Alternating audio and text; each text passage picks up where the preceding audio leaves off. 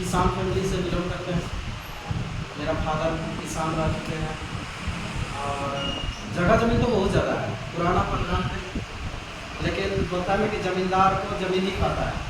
तो वही हमारे साथ भी उसी तरह का हो रहा था। ज़मीन बहुत ज़्यादा था, लेकिन उसमें हम लोग जो उन्नति करना चाहिए नहीं हो पा रहा था। कहीं के उस धान को उपजा के और बेचता था और इसके बाद मेरी पढ़ाई के लिए पैसा इकट्ठा करता था। तो जब हम थोड़ा सा सयाना हुए तो पिताजी के साथ जब खेत वगैरह जाते थे तो जितना मेहनत करना पड़ता था वहाँ पे, और मेहनत को देखते हुए बहुत ख़राब लगता था कि उसका धान को अर्निंग करके फिर हम लोग क्या करते थे, मार्केट में ले जाकर बेचते थे। 10 कुंटल 12 कुंटल ऐसे धान बेचते थे और हमारा पढ़ाई की फीस देता था। मिशन स्कूल से पढ़ाई किए हैं तो दुख तो होती थी, लेकिन सिचुएशन कुछ ऐसा था जो कि एजुकेशन भी चाहिए था और बिना एजुकेशन का तो कोई मॉडल है नहीं। तो वहीं से हमारा जर्नी रहा है एक गरीब फैमिली से। और इस दौरे में हमको, जब हम पढ़ाई कर रहे थे उसी समय से हमको लग रहा था कि हम जिस तरह का ज़िंदगी अभी काट रहे हैं, जिस तरह परिवेश में अभी हम लोग पल बढ़ रहे हैं, वैसे हम अपना बाल बच्चा को ना दें। वैसे हम भी ऐसा नहीं करें, खेती तो करें लेकिन उस धान को बेच के हम बच्चा को ना पढ़ाएं। उसके लिए हमको अलग से व्यवस्था करना होगा, हमको पैसा कमाना होगा। तो कैसे कमाना होगा, कहाँ से कमाना होगा? तो उस समय हमको इस डायरेक्ट सेलिंग का कोई जानकारी था ही नहीं कि कहीं से भी लाभ कमाया जा सकता है। अगर कम एजुकेशन है, हमारा सिर्फ इंटर है, ज़्यादा एजुकेशन नहीं कर पाए, इसलिए बता ही रहे हैं कि ऐसे फैमिली से है जो कि आगे का पढ़ाई नहीं हो पा रहा है। तो हम बता रहे थे कि वहाँ से उस एज में जब हमको इस तरह का समझ में आया कि पैसा आपको कमाना है, तो कोई बताने वाला नहीं था कि डायरेक्ट सेलिंग में भी है जो कि कम पढ़े लिखे लोग भी अच्छा खासा इनकम कर सकते हैं, अपना लाइफ स्टाइल चेंज कर सकते हैं। लेकिन क्या करें, तलाश था। इसी बीच में बहुत सारा काम किया। लगभग हम 10 बैच ट्यूशन पढ़ाया करते थे। वहाँ से नहीं हुआ। यूनिक करियर पब्लिक स्कूल अभी भी कोरिया हाट में है, इंग्लिश मीडियम है, वहाँ टीचिंग किए, 1-2 साल वहाँ भी किए, वहाँ से भी नहीं हो रहा था। 2500-3000 से दे रहा था जब नहीं पोसा रहा था। फिर से घूम फिर के वही गरीबी नजर आ रहा। इसके बाद हमने मैट्रिक के बाद जस्ट कंप्यूटर सेंटर में ज्वाइनिंग करके और एडीसीए कोर्स भी कर लिया था।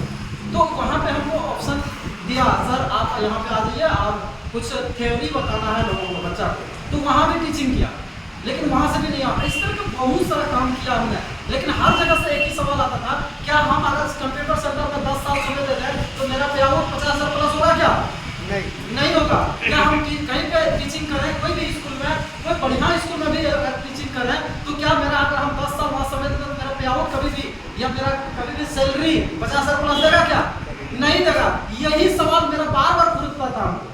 हमको चाहिए 50,000, 1 लाख रुपये पर मंथ चाहिए, लेकिन वैसा कोई काम ही नहीं था। इसी बीच में कंप्यूटर सेंटर में और कोरिया हाट में काम करते हुए हमसे हमारा एक अपलाइन है जो गोड्डा से ही बिलोंग करते हैं, चांदनी चौक से। उसने हमको फोन किया, जिसका नाम है अजय कुमार दास। उनके लिए एक बार थोड़ा छोटी सी तारीफ चाहिए। आज हमारे बीच अभी नहीं है, यहाँ पे सिस्टम में तो है लेकिन मीटिंग में नहीं है। उन्होंने हमको फोन किया कि कामदेव जी एक मीटिंग है गोड्डा में। गोड्डा में आए, यही सर लोग थे मीटिंग लेने वाले। आज से 4 साल पहले की बात कर रहे हैं, तभी रेहॉक का जन्म नहीं हुआ था। पहले 4 साल से, लगभग 4-5 साल से डायरेक्ट सेलिंग में है।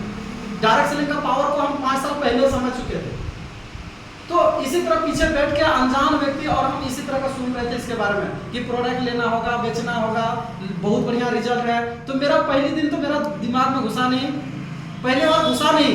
क्यों? क्योंकि बेचना पड़ेगा। हम सोच रहे थे कि पढ़ा लिखा हो के कहाँ जाएंगे बेचने के लिए, कहाँ बेचेंगे, कौन हमसे लेगा? और दवा वाला बात कैसे हो सकता है? हमारे पास वो एजुकेशन नहीं है, डॉक्टर के पास छोड़ के हमारे पास क्यों लेगा?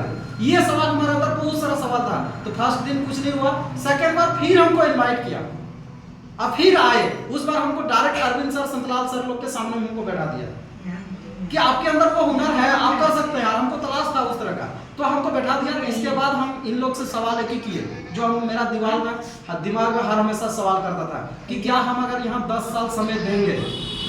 उस समय हमको समझ में आ चुका था कि बेचने वाला ही आज करोड़पति है।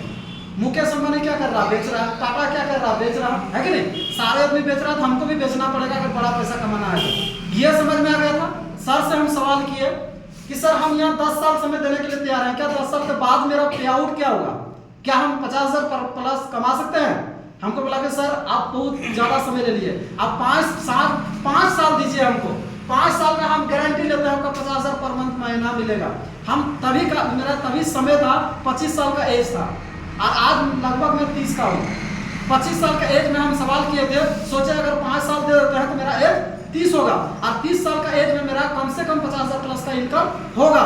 आपको विश्वास नहीं होगा, रेव ऑफ ग्लोबल 14 महीना पहले हमको मिला यही गुरुदेव लोग के माध्यम से और आज मेरा जो पे आउट है 65,000 प्लस है। आज सोच सकते हैं कि आज 30 साल हुआ है, 25वां साल में हम सवाल किए थे, 5 साल का वादा किया था सर लोग, आज सामने में साक्षी अरविंद सर हमारे बीच नहीं है, संतलाल सर साक्षी हैं, जो इन लोगों ने वादा किया था कामदेव सर आप 5 साल हमको दीजिए। अब वो करना होगा जो हम बताएंगे, सीखना पड़ेगा, जो टेक्निक बताएंगे वो उस पर चलना होगा। बोले सर सारा काम करने के लिए तैयार हैं, क्या 5 साल के बाद मेरा पे आउट हो सकता है ना? बोला एकदम होगा और विश्वास नहीं करिएगा भी हो रहा है, सारे लोग को पता है और जान भी रहे हैं और ये हम बता रहे हैं कि मेरा जो पे आउट है वो लगभग 65,000 प्लस का इनकम कर रहे हैं अभी। तो 5 साल हुआ कि नहीं हुआ? वो 5 साल में वो सारा चीज मिला कि नहीं मिला? लेकिन 65,000 ही नहीं रहेगा, आप मेरा जर्नी आगे बढ़ रहा है, बहुत जल्द लाख में भी पहुंच जाएंगे, ये इंडस्ट्री ऐसा है। तो दोस्तों ज्यादा कुछ नहीं बताएंगे, ये छोटी सी जर्नी था मेरा। और अगर आज आपको दिमाग में ये लग रहा होगा कि पता नहीं होगा कि नहीं होगा, बहुत सारा होता है ना कि पता नहीं कर पाएंगे कि नहीं कर पाएंगे, होगा कि नहीं होगा, ये हमारे अंदर भी था।